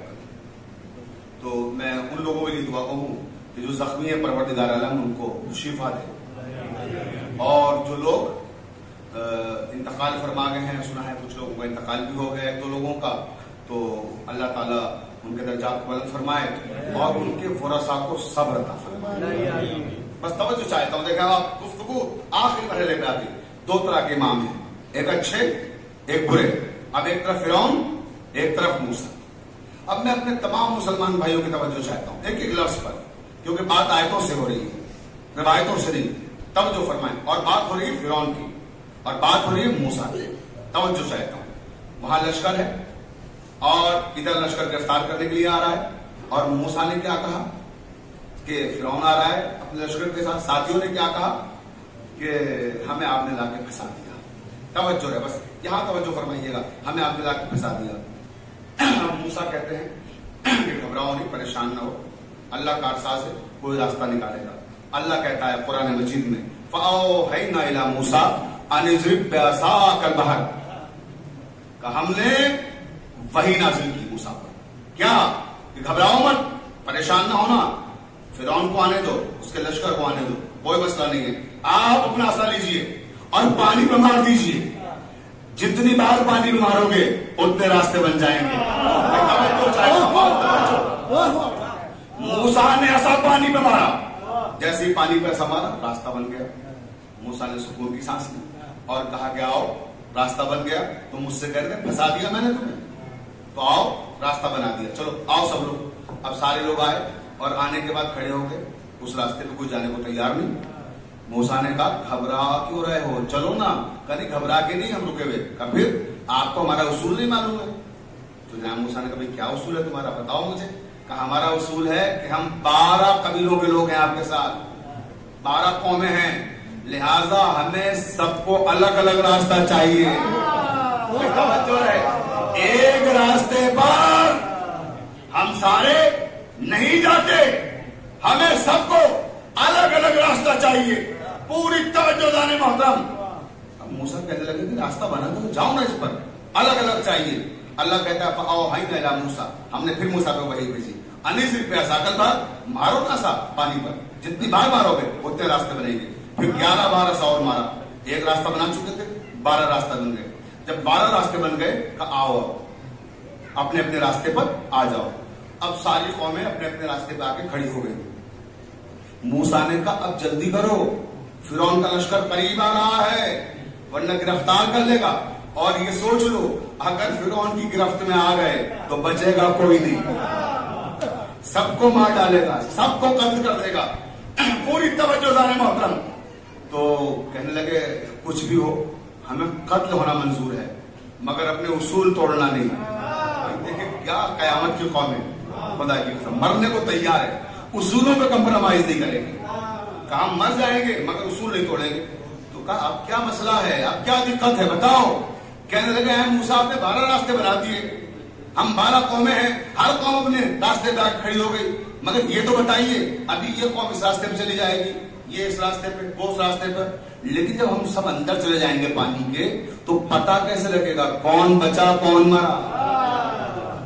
توجہ. پھر کہا ہمیں ٹرانسپیرنٹ راستے چاہیے کہ ہم سب ایک دوسرے کو دیکھ سکیں. 12 کی 12 قومیں، 12 کے 12 قبیلے سب ایک دوسرے کو دیکھتے ہوئے اور سفر کریں. تو اب جناب موسیٰ تردد کا شکار ہوئے. وَأَوْحَيْنَا إِلَىٰ موسیٰ، اللہ نے کہا میں نے پھر وحی نازل کی. انضرب بعصاک البحر، گھبراتے کیوں، پھر ایسا مارو پانی پر. اب جو ایسا مارو گے پانی پر تو یہ راستہ ٹرانسپیرنٹ ہو جائے گا. بھائی توجہ رہے. پھر ایسا مارا، اب سارے راستے ٹرانسپیرنٹ ہو گئے. اب سارا لشکر سوار ہو گیا. ادھر فرعون کا لشکر بھی آ گیا. فرعون کا لشکر جب آیا تو فرعون ٹھہر گیا وہیں آ کر، دیکھا پانی کے اوپر جا کے پانی پہ راستے بنے گئے. نقش حیرت بن گیا فرعون کی، یہ کیا منظر ہے، پانی میں سب چل رہے.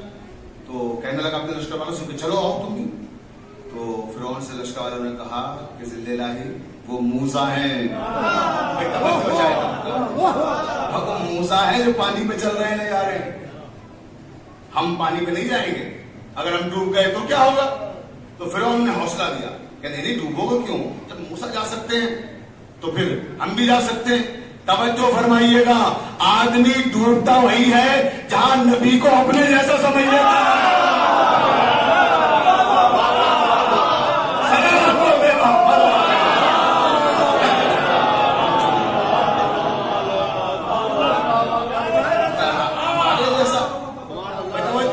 کیا ہے جب وہ جا رہے تو ہم بھی چلیں گے. توجہ رہے. تو لشکر والوں نے کہا ذل الہی آپ آگے چلیے بھی، جیسے موسیٰ آگے چل رہے آپ بھی آگے چلیے. فرعون کے بیچ میں چل رہا تھا، چاروں طرف لشکر تھا. تو لشکر نے ڈیمانڈ کی کہ آگے آپ چلیے تب ہم چلیں گے. فرعون نے کہا ٹھیک ہے چلو ہم چلتے ہیں. فرعون کا لشکر پانی پر کودا. فرعون بھی گھوڑوں کو دوڑایا، پانی ویسے کے ویسے رہا جیسے موسیٰ کے لیے بنا ہوا تھا. سارا لشکر دریائے نیل پہ دوڑنے لگا. توجہ چاہے 10 لاکھ کا لشکر اور دریائے نیل پہ دوڑنے لگا. اب تاریخ کہتی ہے، صاحبان قصص الانبیاء لکھتے ہیں کہ ادھر موسیٰ کے لشکر کا آخری آدمی دریائے نیل کو پار کر رہا تھا اور ادھر فرعون کے لشکر کا آخری آدمی دریائے نیل میں داخل ہو رہا تھا. اللہ نے حکم دیا پانی کو کہ ساری دیواریں توڑ دو اور فرعون کو لشکر سمیت ڈبو دو. بھائی توجہ چاہتا ہوں، سورہ شورى قرآن مجید ہے کہ سارا لشکر فرعون سمیت ڈوب گیا. اور اب جو سارا لشکر ڈوب گیا، کتنے لوگ ڈوبے؟ 10 لاکھ لوگ ڈوبے. اور موسیٰ کے ساتھ کتنے لوگ بچ کے گئے؟ 3 لاکھ لوگ. بس ساری تقریر کا خلاصہ یہی ہے. یہی 2 جملے کہنے کے لیے میں نے اتنی لمبی تقریر کی جو کہنے جا رہا ہوں. توجہ رہے، پورے 1 گھنٹے کی تقریر کا نچوڑ ہے اور یہی نتیجہ ہے. اور میں ہمیشہ کہتا ہوں اپنی تقریروں میں کہ میں کبھی کسی ایک مسلک کے لیے گفتگو نہیں کرتا ہوں. میری گفتگو ہمارے تمام برادران اسلامی کے لیے ہے. اور میں ہمیشہ کہتا ہوں کہ اگر کہیں بدعقیدگی کی یا کمزور عقیدے کی کوئی کڑی ہم سے وابستہ ہے تو جس وقت بھی جاگ جائیں اصلاح ہو جائے بہتر ہے. توجہ. اور اصلاح قرآن کی روشنی میں ہو رہی ہے. پوری توجہ. لیکن نتیجہ دینے جا رہا ہوں. 3 لاکھ کے لشکر کو موسیٰ لے کر چلے گئے، وہ بھی اپنے وقت کے امام ہیں. فرعون بھی اپنے وقت کا امام تھا، اس نے 10 لاکھ کے لشکر کو ڈبو دیا. فرق کیا ہے؟ اب مجھے انصاف سے بتائیے، یہاں سے میرا سوال شروع ہو رہا ہے، گفتگو تمام ہو رہی ہے، پوری توجہ چاہتا ہوں. موسیٰ کے ساتھ 3 لاکھ لوگ تھے، کیا سارے کے سارے نیک تھے؟ یہ 3 لاکھ شریف لوگ تھے، یہ مومن تھے، یہ سب متقی لوگ تھے، یہ سب پرہیزگار لوگ تھے، تو سارے بچ کے چلے گئے. توجہ چاہتا ہوں. اچھا اگر سب نیک تھے، سب متقی تھے، سب پرہیزگار تھے، سب صاحبان ایمان تھے، تو وہ کون تھے جو موسیٰ سے کہہ رہے تھے آپ نے ہمیں پھنسا دیا؟ توجہ چاہتا ہوں. پھر وہ کون تھے جو یہ کہہ رہے تھے ہمیں پھنسا دیا؟ اس کا مطلب یہ ہے کہ وہ نبی پر شک کرنے والے تھے. توجہ چاہتا ہوں. تو نبی پہ شک کرنے والے تھے، تو معلوم ہوا کہ جو نبی پہ شک کرتے ہیں وہ صاحب ایمان نہیں ہوتے، چاہے کسی بھی زمانے میں نبی پہ شک کیا جائے. تو یہ بات تو طے ہو گئی کہ ان کے ایمان میں کمزوری تھی، اس لیے کہ اگر ایمان میں کمزوری نہ ہوتی تو نبی پہ شک نہ کرتے، تو یہ نہ کہتے کہ ہمیں تو پھنسا دیا آپ نے لا کے. توجہ چاہتا ہوں. اس کا مطلب کچھ لوگ کمزور ایمان والے بھی تھے، کچھ گنہگار بھی تھے. توجہ چاہتا ہوں. اب آئیے فرعون کی طرف. کیا فرعون کے لشکر میں 10 لاکھ میں کوئی ایک انسان بھی نیک نہیں تھا؟ بھائی توجہ چاہتا ہوں. دونوں لوگ دیکھیے، کیا 10 لاکھ میں ممکن ہے کہ ایک آدمی بھی شریف نہ ہو، ایک آدمی بھی نیک نہ ہو، ایک آدمی بھی مومن نہ ہو؟ توجہ چاہتا ہوں. تو تاریخ نہیں قرآن سناؤں گا کہ فرعون کے ساتھ مومن بھی تھے. قال رجل مومن من آل فرعون. قرآن نے کہا کہ فرعون کے ساتھ کچھ مومن بھی تھے. اب میں انصاف طلب ہوں کہ مجھے انصاف سے بتائیے، جو فرعون کے ساتھ مومن تھے کیا وہ بچ گئے؟ 10 لاکھ میں کوئی ایک بھی بچا ہو تو بتائیے. نہیں صاحب، جو مومن تھے وہ بھی ڈوب گئے. کیوں؟ اب نتیجہ سنیے. موسیٰ بھی امام ہے، فرعون بھی امام ہے، اپنے اپنے وقت کے 2 امام ہیں. موسیٰ اچھا امام تھا، بروں کو بھی بچا کر لے گیا. اچھا امام تھا، گنہگاروں کو بھی بچا کر لے گیا.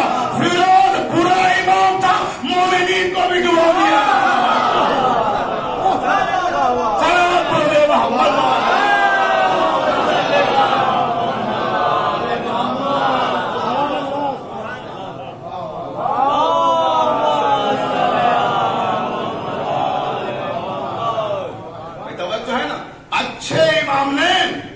گنہگاروں کو بچا لیا، بروں کو بھی بچا کر لے گیا، اور جو امام برا تھا اس نے اچھوں کو بھی ڈبو دیا. اب سمجھ میں آیا؟ فویل للمصلین.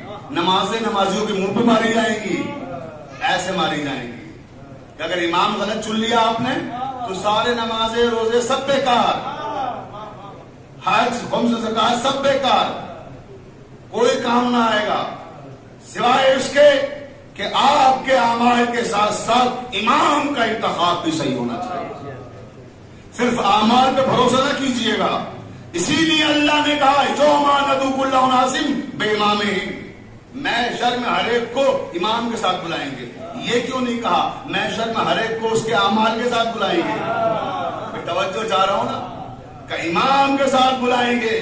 صرف اعمال کافی نہیں ہے، امام کا ہونا بھی ضروری ہے، اور وہ بھی اچھے امام کا ہونا ضروری ہے.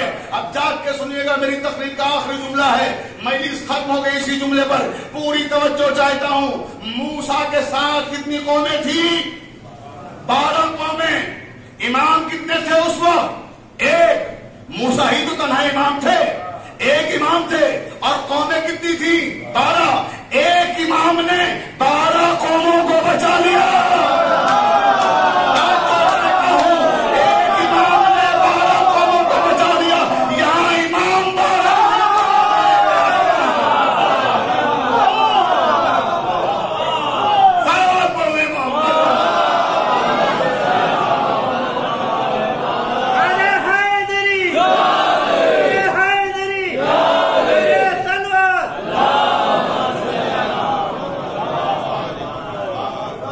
بس عزیزان محترم، میں نے آپ حضرات کی زحمتوں کو تمام کیا.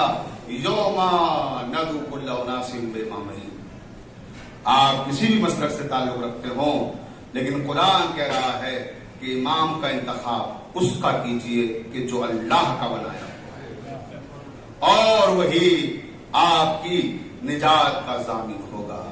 لیکن افسوس کہ دنیا نے اللہ کے بنائے ہوئے اماموں کو نہیں مانا اور ان پر وہ ظلم و ستم ڈھائے کہ تاریخ انہیں بیان کرنے سے قاصر ہے. عزاداران مظلوم کربلا بات امامت کی ہو رہی تھی، تو میں امام علی جو ہمارے پہلے امام ہیں ان کے چند کلمات پڑھ کر میں اس کو تمام کر دینا چاہتا ہوں.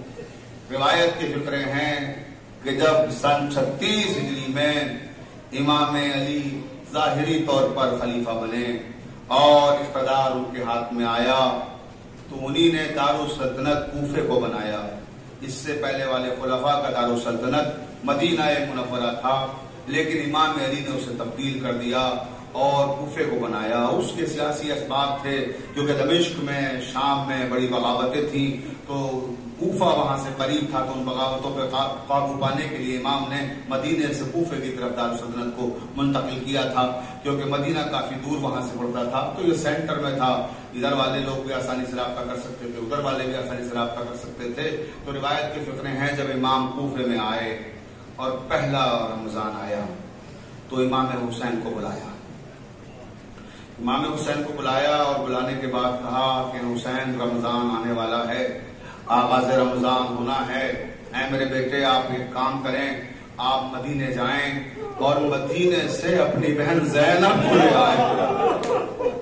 عزادارو اگر سمجھ گئے تو بات سنا روکیے گا کہ جاؤ حسین زینب کو مدینے سے رمضان کے لیے لے آؤ، ان کے شوہر عبداللہ سے اجازت لینا اور زینب کو یہاں لے آنا. امام حسین تیار ہوئے جانے کے لیے اور جب جانے لگے آئے بابا میں جا رہا ہوں مدینے بہن کو لینے کے لیے. امام چلے، مولا علی نے پکارا حسین ادھر آؤ، بلایا اور کہا بیٹا میری ایک بات کا دھیان رکھنا، جب مدینے سے زینب کو لے کے آنا، اگر کوفے آتے آتے شام ہو جائے تب تو کوفے میں داخل ہونا، اور اگر دن کی روشنی میں کوفے کی سر پہ پہنچ جاؤ تو سرحد کوفہ پہ رک کر شام ہونے کا انتظار کرنا. شام ہونے کا انتظار کرنا، جب شام ہو جائے تب زینب کو لے کر آپ آئیے گا. میں کہوں گا مولا ابھی سے اتنا خیال ہے کہ دن کی روشنی میں زینب کوفے کے بازار سے نہ گزرے. اے میرے مولا ابھی تو زینب جب آئیں گی سر پہ ردا ہوگی، حسین جیسا بھائی ساتھ میں چلنا ہوگا، لیکن ایک وقت ایسا آئے گا ہمیں یہی کوفے کا بازار زینب پہ ردا رسن بستہ لائی جائیں گی. اجر و کمال اللہ مولا کوئی غم نہ دے آپ کو سوائے نبی حسین کے. ہر سال زینب آتی، رمضان میں قرآن شریف پڑھاتی، تفسیر قرآن بیان کرتی. سن 39 ہجری کا رمضان تھا، مولا کی شہادت سے پہلے والا رمضان. روایت کے فقرے ہیں کہ شہزادی درس قرآن دے کر جب اپنے حجرے میں جانے لگی، کچھ بچیوں نے گھیر لیا جناب زینب کو اور کہا کہ اے شہزادی آپ ہر سال ہمیں درس قرآن دیتی ہیں، ہر سال ہمیں قرآن پڑھاتی ہیں، لیکن اے ہماری شہزادی آپ ہم سے کچھ لیتی نہیں ہیں، لہذا ہم یہ کچھ تحفے لائے ہیں، اے شہزادی ان تحفوں کو قبول کر لیجئے. جناب زینب نے فرمایا کہ مجھے یہ تحفے نہیں چاہیے، اگر مجھے تحفہ دینا چاہتے ہو تو اے میرے بچوں، اے میرے شاگردوں، میرے لیے تحفہ دینا ہے تو دو چیزیں تحفے میں دو. ایک زینب سے یہ وعدہ کرو کہ جو میں نے علم دین تمہیں سکھایا ہے تم دوسروں کو یہ علم دین سکھاؤ گی اور بدلے میں کچھ لو گی نہیں. اس کے بعد فرمایا دوسرا وعدہ مجھ سے یہ کرو کہ بغیر عذر شرعی کے نماز شب قضا نہیں کرو گی. بچیوں نے وعدے کیے کہ شہزادی جو آپ کہہ رہے ہیں ہم ویسا ہی کریں گے، مگر یہ قبول کر لیجئے۔ شہزادی نے کہا یہ قبول نہیں کر سکتی، میں قبول نہیں کیا۔ شہزادی نے ان تحفوں کو، ایک غریب بچی ایک کونے میں کھڑی ہوئی رو رہی تھی، وہ آگے بڑھی اور آ کے جناب زینب کا دامن پکڑ کے کہتی ہے شہزادی میں غریب ہوں، میں کچھ دے نہیں سکتی۔ تو زینب فرماتی ہے بی بی جو لے کر آئی تھی میں نے ان کا کب قبول کیا ہے تحفہ، تو تم کیوں رو رہی ہو؟ کہ شہزادی میں تحفہ نہیں دے سکتی مگر ایک وعدہ لینا چاہتی ہوں۔ فرمایا بولو کیا چاہتی ہو؟ کہ شہزادی جب آپ کبھی کوفے میں آئے میری شادی کے بعد تو مجھ سے اتنا وعدہ کر لیجئے میرے غریب خانے پہ آپ تشریف لائیں گی، میرے گھر آپ آئیں گی۔ عزاداروں سن سکیں گے آپ؟ زینب خاموش ہو گئی، یہ بچی رونے لگی، چیخ چیخ کرو گے کہتی شہزادی کیا مجھ سے غلطی ہو گئی، آپ میرے گھر نہیں آئیں گی؟ زینب خاموش تھی ابھی تک لیکن اب آنکھوں سے آنسو روا ہو گئے، یہ گھبرا گئی، کہتی شہزادی ہوا کیا ہے مجھے یہ تو بتائیے، میں نے کوئی غلطی کر دی، کوئی قصور کر دیا؟ امام حسن پاس کھڑے منظر دیکھ رہے تھے، قریب آئے کہ نوار میری بہن کو مجبور نہ کرو، زینب تمہارے گھر نہیں آ سکتی۔ یہ کہہ کر فرمایا حسین آپ آئیے۔ امام حسین کو بلایا اور کہا حسین آپ نوار سے وعدہ کریے کہ آپ اس کے گھر آئیں گے۔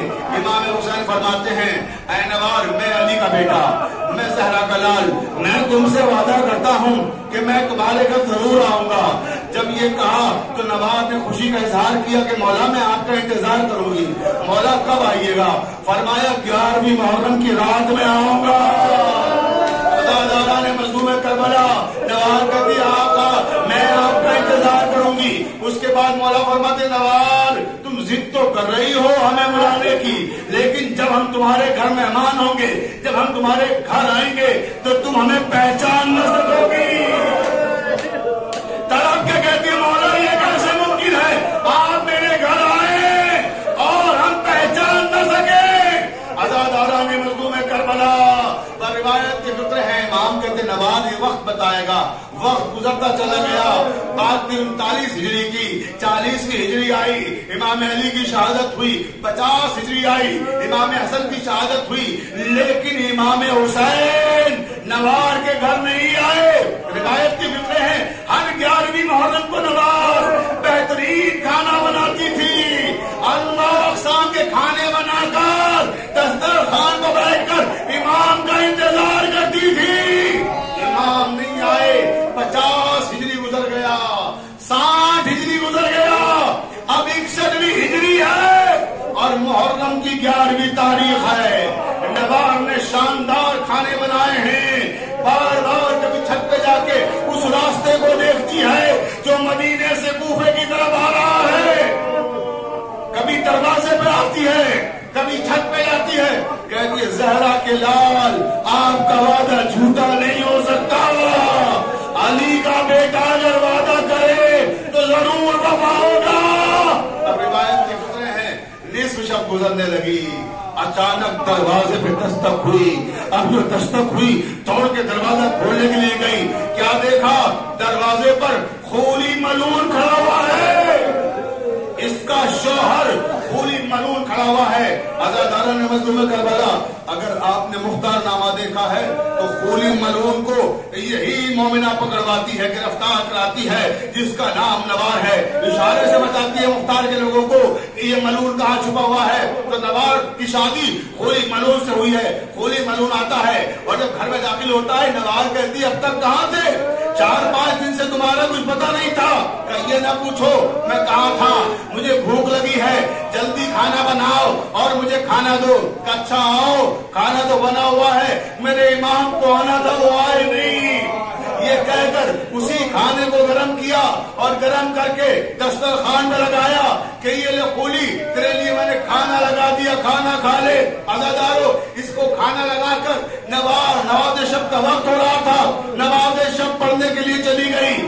اب یہ ملعون فکر مند ہے کہ امام حسین کا سر جو لے کر آیا ہے اسے کہاں چھپائے۔